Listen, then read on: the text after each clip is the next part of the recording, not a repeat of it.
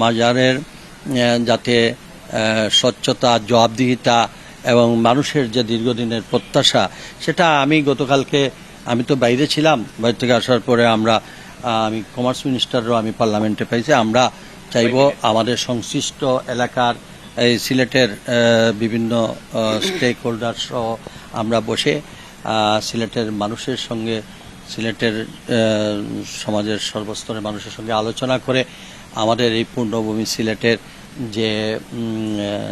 যে সংখ্যা আমাদের জনগণ মনে করতেছে সেটা কাটিয়ে ওঠার জন্য আমরা একটা স্বচ্ছতার একটা পর্যায়ে নিয়ে যাব। খুব তাড়াতাড়ি এটা হবে, এইটাতে সরকার কোনো চান্স দেবে না কাউকে, যে এটা মানুষের আসলে অনেক কিছু চোখ খুলেও দিয়েছে এই যার কারণে।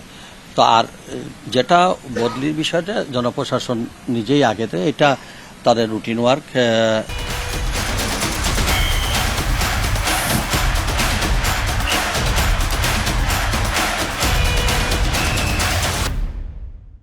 এটা করেছেন, এটা হয়তো এই ঘটনার সঙ্গে সম্পৃক্ত, কিন্তু আলটিমেটলি এটা আরো আগে হইলেও এটা হইতো, পরে হইলেও এটা হইতো, মানে কাকতলীয়ভাবে অনেক। তবে উনি যেটা আমাদেরকে চোখ খুলে দিয়েছেন, আমরা সেটার সেদিকেই আমরা মোটামুটি জনগণের প্রত্যাশা পূরণে আমাদের সরকার।